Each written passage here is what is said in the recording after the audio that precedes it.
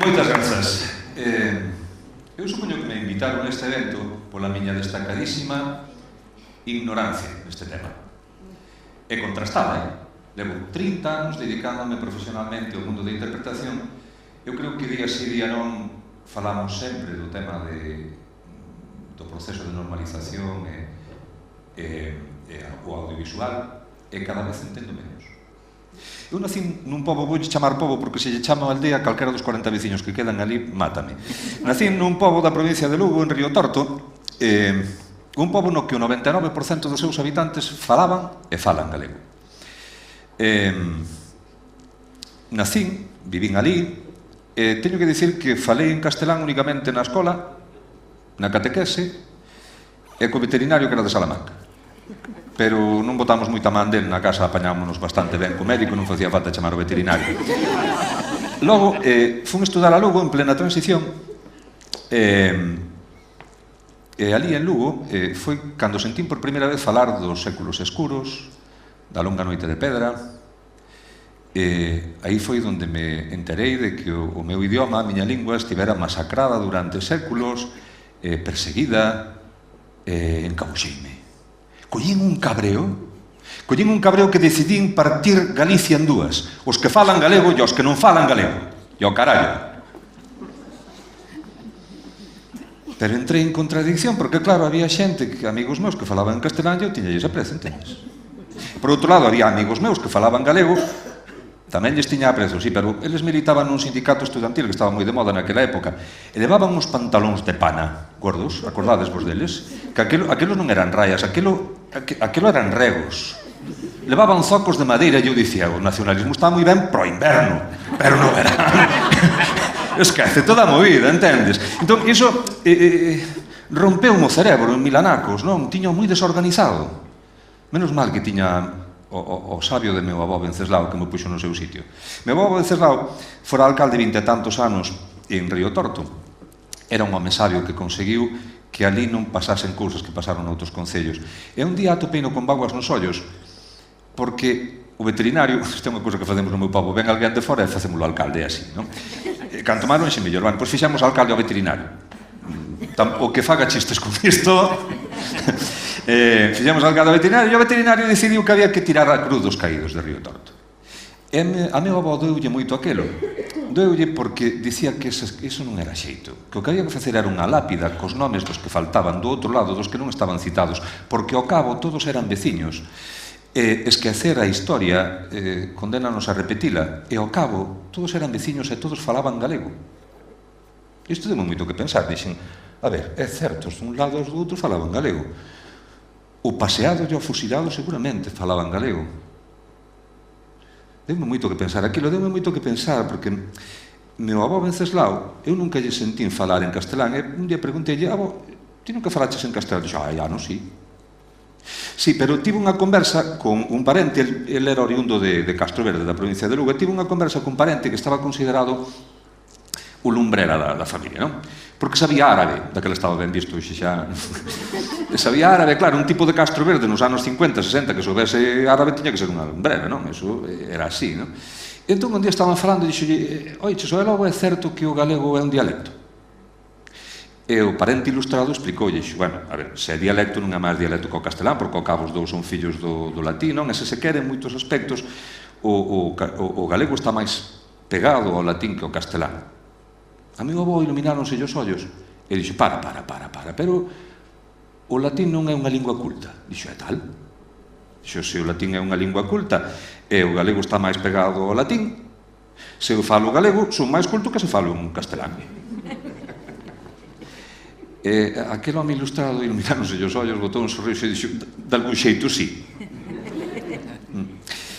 Esta lógica sinxela, pero non simple de meu avó, esa visión que tiña el, esa ollada, como dicía Valle Inclán, pendurada no aire, no ar, seguramente me axudou cando me empecé a dedicar a este oficio. Hai 30 anos cheguei aquí a Santiago e fui facer a proba para actor de dobraxe na única empresa de toda Galicia, había empresas en Coruña e en Vigo, na única empresa que facía proba de galego falado para ser actor ou actriz de dobraxe en galego. E os donos eran de... Euskadi. Fixen a proba, empecé a traballar en Coruña, en Vigo, e claro, o único modelo que tiñamos daquela para copiar era o de castelán, entón todos falábamos unha sorte de, non sei, de galego, un acento raro. Hai moito tempo que chegaches? Por que o preguntas? E se por si isto fose pouco, os compañeros directores que non deran un chío, moitos deles ou algúns, non deran un chío de galego na súa vida, pedíanche que rebaixases un pouquiño as curvas de entoación e máis que pichases un pouquiño as vocais, que non sonase tan a rural. Anos despois, a televisión galega decatouse que era en galego. Isto pode nos pasar a calquera.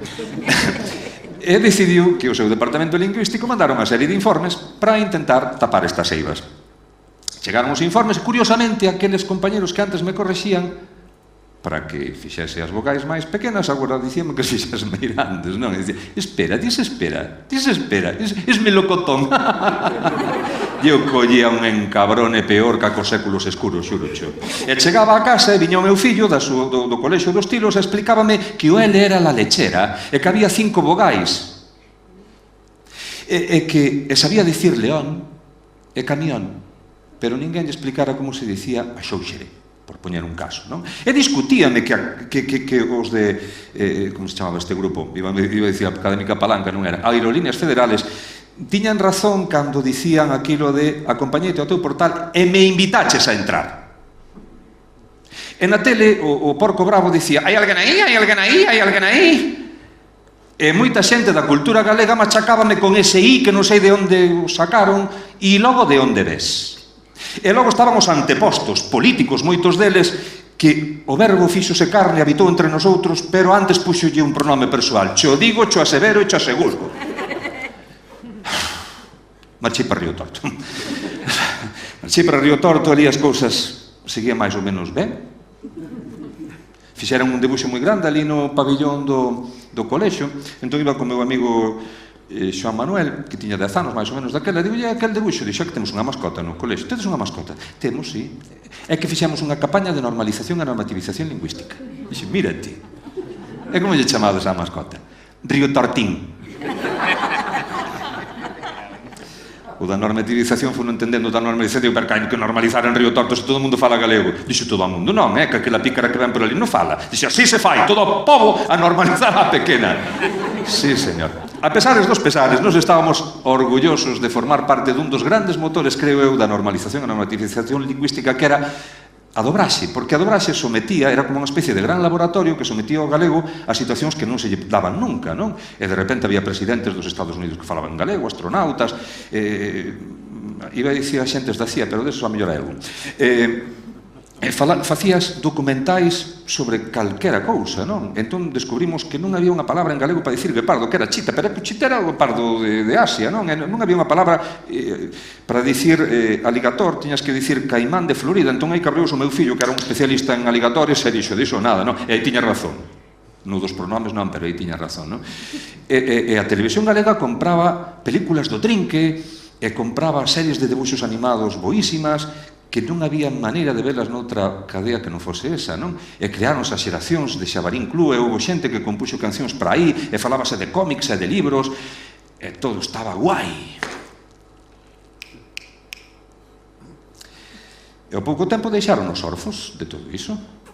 Esas xeracións que captáramos deixaron as orfas de contidos, porque nesa tele non poñían nada que lles gustase. Ao mellor tempo despois chegou Matalobos e algúns destes engancharonse a Matalobos, hoxe seguramente están enganchados a Serramura, porque eu teño o convencemento profundo de que a xente quere ver a galega.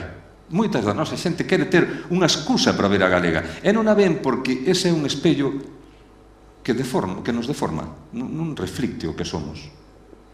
Defórmanos. E defórmanos por mor da miopía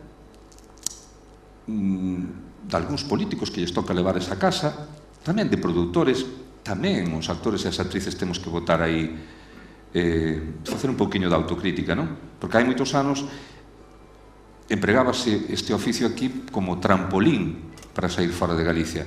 Aí eu decidín cambiar e non ser un actor galego. A partir desde entón fui un galego actor que me parece que é outra categoría, non? E a miopía desa xente non lles permite mesmo ver Contesta, que non temos presa, non te preguntes. Pobre, acabo de poñelo tan nervioso. Que non lles permite ver mesmo o seu complexo de inferioridade cando din cousas do estilo de é que isto é o que lle gusta ao noso público. É unha televisión pública, se é unha televisión pública tens que intentar buscar cousas que lle gusten á maior parte do público, non o que ti entendes que é o noso público, que por outro lado é moi pretensioso tamén, non? Porque ao teu público tamén lle gustan outras cousas que antes viunas, non? Supoño que por todo isto, en moitos e moitas de vos pasaríamos no voso traballo de outra maneira, pero botamos media vida reivindicando o obvio, reivindicando algo que é un puñeteiro dereito. A min personalmente cánsame reivindicar tanto, e ademais creo que en moitas actividades artísticas éibanos, porque dedicamos unha parte moi importante da creación á reivindicación, non á creación propia dese eido artístico, non? A reivindicación deberá ser simplemente facer ben o noso traballo, non ter que ocuparnos de nada máis. Ao cabo, eu hai moitos anos sentíame, e ainda ás veces me sinto, non? Como un aborixe. Nativo non, porque os nativos teñen respeto. Danse clases de inglés, profesor nativo, vas. Se dicen profesor aborixe, non vas. Eu sinto-me un pouco como un aborixe americano, non? Como aquela xente que lle escolleron o idioma, a súa cultura, deturparonllo, fixeronlles películas onde desgraciaban a súa propia historia. Buffalo Bill paseaba a touro sentado naquele espectáculo do Salvaxe Oeste e deturpaba a historia, contaba mal o que realmente pasara ali, non? Eu sinto-me un pouco así moitas veces. Teño a sensación de que me colleron e que me refliten en espellos que non é a miña realidade.